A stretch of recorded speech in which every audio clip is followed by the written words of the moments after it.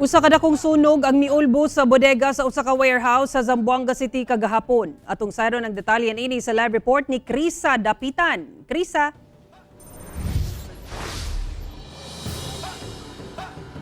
Sara, nagpadayon ang investigasyon sa kabomberohan sa maong sunog kung asa sagad sa mga nasunog mga rubber tires.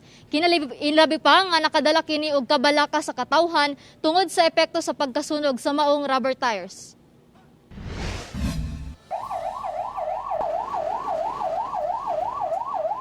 Milukop ang bagang aso atol sa dakong sunog dinhi sa Doña Pura Bukoy Drive, Barangay Camino Nuevo, Zamboanga City kagahapon sa hapon. Gilayong miresponde ang kabomberohan og nasayrang bodega sa usa ka warehouse ang nasunog nga gipanag-iyahan sa usa ka Frederick Chong. Miabot sa first alarm ang sunog nga milungtad kapin 5 ka oras una na deklarang fire out.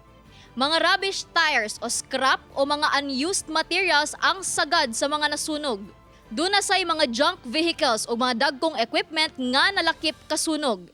According sa mga nakakita doon na biglaan na lang daw nakita nila yung lumiyab, yung umpok-umpok na gulong at saka yung mga strap and other unused materials. So kasama na doon yung mga light materials. So kaya lang matagal na apula dahil gulong-gulong kasi yung involved, yung guma at maitim yung apoy. Yes, sir. Yung usok. Yung may-ari natin, nandun pa yung kasalukuyan pang inimbitahan ng investigador natin yung may-ari ng hardware. Sa ngayon na wala pa namang labas na cause of fire. Sa interview sa GMA Regional TV 1 Mindanao sa ubang mga trabahante sa warehouse, kalit lang kuno ang sunog. Apan sumala sa ubang mga residente, gituyo kuno kini. Naalarma sab sila tungod sa kaitom ug kabaga sa aso dala sa sunog. Matod sa OCENR nga dako ang epekto sa pagkasunog sa rubber tire sa kinaiyahan ug sa panglawas sa tawo. Ginadili sab ang pagsunog og mga waste products ubos sa Clean Air Act ug Solid Waste Management Act of 2000. Basically, harmful sa environment. Rubber man base, di ba?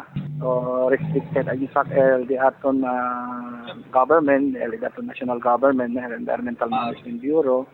Uno sa mga items and restrict kita man burn, no? Kay kani epekto di aton health, no? Lalo yan na respiratory system, di aton kwerpo. Sa pagkakaron, nagpadayon ang investigasyon sa kabomberohan sa tinubdan sa sunog ug kung pila ang kantidad sa nadanyos. Sara, sa karon ginahulat pa sa kabomberohan ang statement gikan sa tag-iya sa warehouse aron masuta gayud ang hinungdan sa sunog. Sara? Okay, dagang salamat, Krisa Dapitan.